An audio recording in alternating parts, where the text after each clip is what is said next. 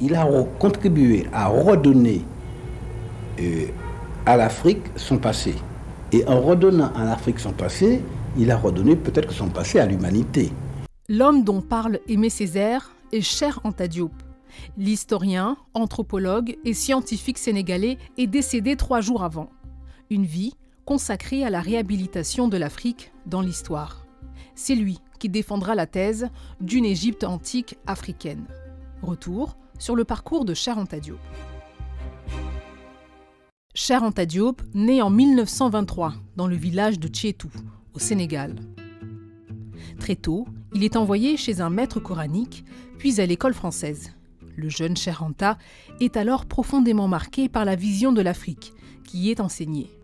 Il y a une certaine conception de l'histoire africaine qui vise à avilir un peu et à dévaloriser les Africains, qui fait partie intégrante du projet colonial. L'Afrique n'a pas d'histoire, les Africains n'ont finalement pas accompli grand-chose, ou en tout cas pas contribué au développement historique mondiaux. Et c'est l'environnement dans lequel il baigne dès son enfance au Sénégal.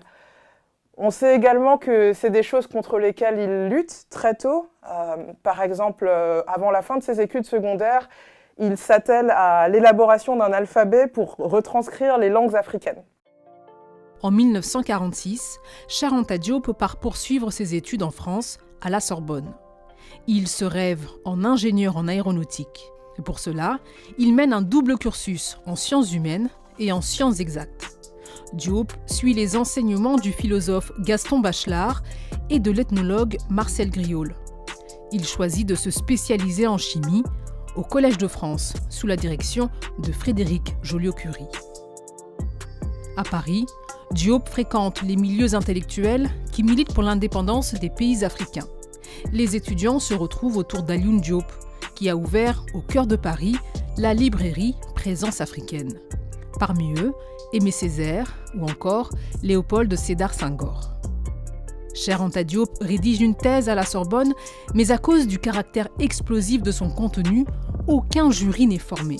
Diop y défend l'idée que la civilisation égyptienne était une civilisation profondément africaine.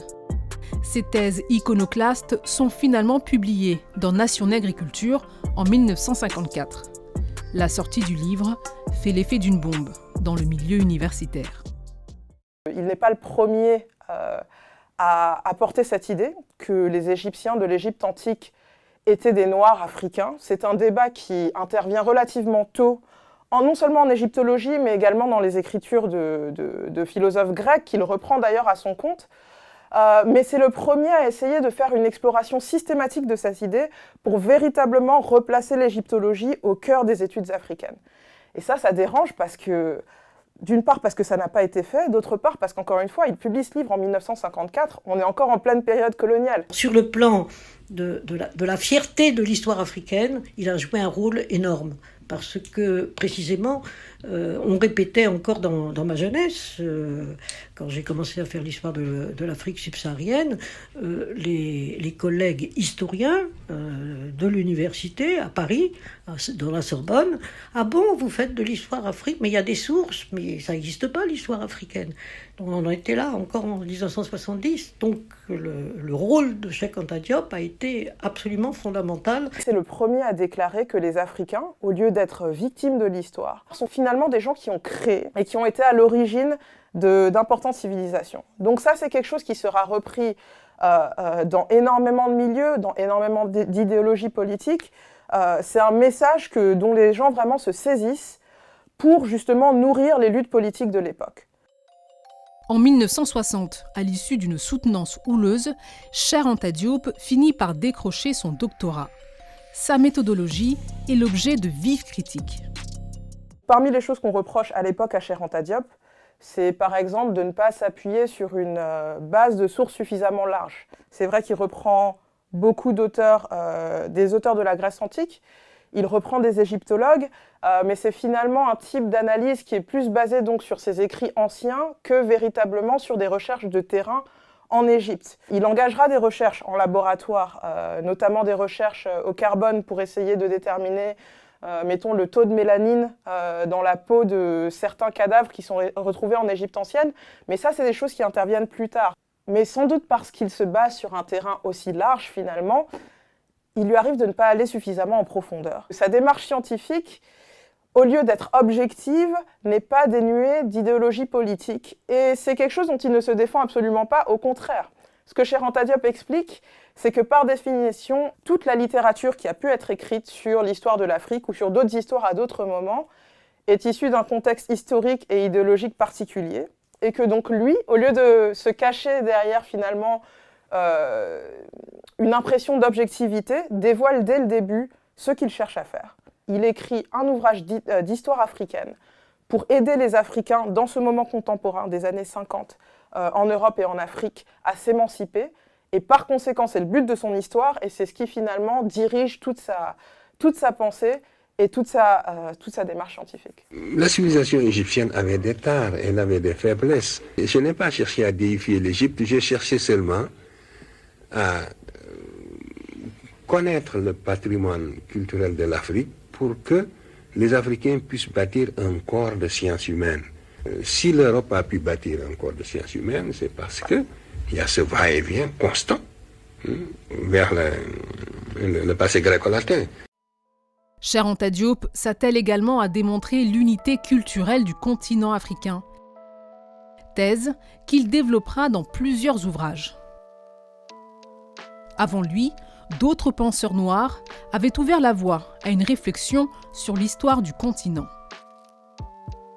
Dans les années 50 et les années 60, il y a toute une génération d'historiens comme ça, qui, comme Cheikh Anta Diop, vont obtenir leur doctorat en France et rentreront ensuite en Afrique pour essayer de développer tout ce champ de l'histoire africaine. Il y a notamment Boubou Hama du Niger, Sekne Modi Sissoko du Mali, Djibril Tamsir Niane de la Guinée, et Joseph Kizerbo, bien sûr, de la Haute-Volta, le Burkina Faso. Un peu avant Cheikh Anta Diop, il y a notamment l'américain W.E.B. Du Bois, qui publie un livre sur l'Afrique et le monde, où il essaye finalement de replacer l'Afrique dans un contexte plus global. Il y a également, peu de temps avant Cheikh Anta Diop, le Trinidadien C.L.R. James, qui se base notamment sur les travaux d'une Américaine, Anna Julia Haywood Cooper, pour essayer un peu de parler du rôle de la révolution de Saint-Domingue, la révolution haïtienne, non seulement dans le monde noir, mais dans le monde en général des révolutions et de la construction de la démocratie qui s'effectue à l'époque. Tous ces acteurs-là sont des acteurs scientifiques qui partent d'une démarche scientifique, mais qui ne se départent jamais d'un projet politique qu'ils portent et qu'ils assument complètement. Dans leur idée, réhabiliter l'histoire de l'Afrique et des Africains est un premier pas nécessaire pour construire le futur politique qu'ils envisagent, où finalement les Africains seraient égaux au reste de l'humanité. Diplôme en poche, Diop rentre au Sénégal en 1960. Sa relation avec le premier président du Sénégal, Léopold Sédar Senghor, est alors particulièrement difficile. Entre les deux intellectuels, une vision diamétralement opposée de l'Afrique. Là où Senghor parle de négritude, là où il souligne notamment la différence entre une culture nègre plus fondée sur le rythme et une culture hellène plus fondée sur la raison, Cheikh Anta Diop cherche à tout prix à montrer non seulement les développements intellectuels qui ont eu lieu sur le continent africain et issus de populations noires, mais également les fondements finalement nègres de cet aspect de la culture européenne. Donc ça, c'est quelque chose sur lequel fondamentalement ils sont opposés. Par ailleurs, il faut voir aussi les idées politiques que Cheikh Anta Diop défend.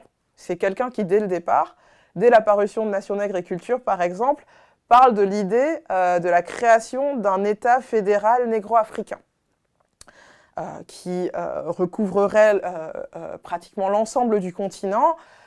Et ça, c'est une opposition qu'on verra tout le long de la carrière de Cheikh Anta Diop, finalement. Et Léopold Sédar Senghor posera beaucoup d'obstacles au développement de cette carrière. Après avoir créé un laboratoire de radiocarbone, Diop devient en 1980, après le départ du président Senghor, professeur d'histoire ancienne à l'université de Dakar. Il y enseignera jusqu'à sa mort, le 7 février 1986, à 63 ans.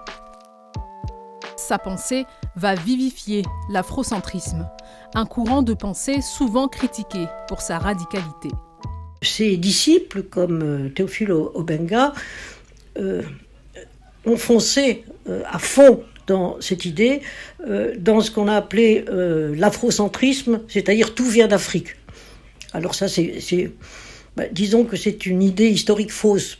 On ne peut jamais dire pour rien que tout vient de quelque part. Il y a eu depuis toujours tellement d'échanges, de circulation entre les êtres humains depuis l'origine de l'humanité, depuis que les premiers Africains ont commencé à sortir, donc il y a des millénaires dans le reste du monde. Il y a eu tellement de brassages, si vous voulez, qu'on ne peut jamais attribuer à un seul continent ou à une seule place l'origine du monde entier. C'est pas une idée historique juste. Donc c'est facile à critiquer. Mais ça n'est pas parce qu'on va critiquer l'exagération de la thèse que la thèse est à rejeter. Alors, les historiens savent qu'aucun historien n'est sacré, même le plus important. Il a écrit dans son temps, il reflète son temps, le savoir de son temps, et donc il faut en prendre tout ce qu'il apporte de positif, et puis il faut savoir garder l'esprit critique. Au lieu de rester sur les travaux de Cheikh Anta Diop qui ont été produits dans les années 50, 60, et qu'il faut analyser dans le contexte historique de l'époque, et qu'il faudrait justement reprendre, réactualiser, améliorer, dont il faudrait corriger les erreurs, on a tendance souvent dans les milieux africains à s'en tenir à ce que Cheikh Anta Diop a produit à l'époque, comme une vérité absolue. Or, toute démarche scientifique, par définition, est amenée à être corrigée, est amenée à être améliorée et est amenée à être étendue. 33 ans après sa mort, Cheikh Anta Diop continue de jouir d'une grande popularité en Afrique et dans les diasporas. Je crois que l'avenir des peuples noirs, n'est-ce pas, est radieux dans la mesure où nous comprenons vraiment et nous saurons interpréter l'histoire.